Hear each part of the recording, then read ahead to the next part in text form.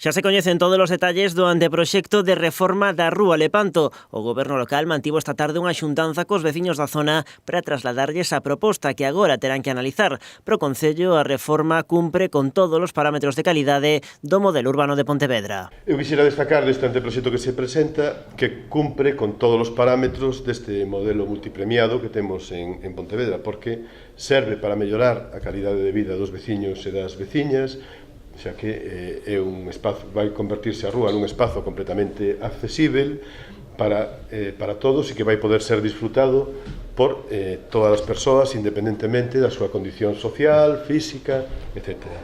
Ademais, a creación dunha rúa vistosa na que se fomenta o lecer, o Executivo local pretende que a nova fisionomía do vial incentive a creación de negocios na zona. Procuramos que aí se poida facer negocio. Estamos nunha cidade de servizo e o feito de que as rúas se poidan utilizar para implementar negocios, pois para nós é imprescindível a hora de facer este tipo de proxectos e teñen que ter os servizos adecuados. O anteproxecto contempla a creación dunha plataforma única onde o acceso rodado quedará restringido únicamente ao paso de residentes e servizos.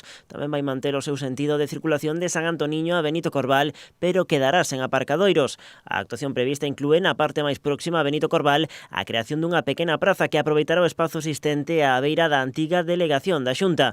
Neste punto, os veciños teñen moito que aportar, porque o Concello propón dúas posibles solucións. Unha primeira é esta que tendes aquí. Esta é darlle continuidade á rúa de punta a cabo da Rúa Lepanto, vale?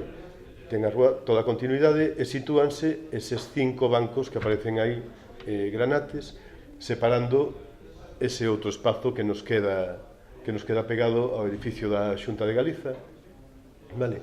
E aí o pavimento non sería de lastro, sino de baldosa, é unha cuestión meramente estética, vale?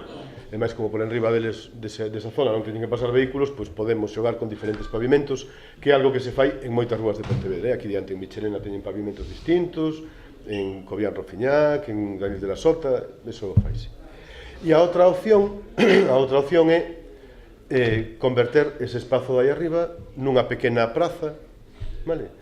Xa con máis aire de prazas. O pavimento que se propón é lastro confinado en bandas de formigón, o mesmo modelo que se empregou no treito non peonalizado de Benito Corbal. Segundo apuntan dende o Concello, esta solución ten un fácil mantemento e resulta atractivo á vista. Se todo vai segundo os cálculos do goberno local, o proxecto definitivo podería estar redactado despois do verán.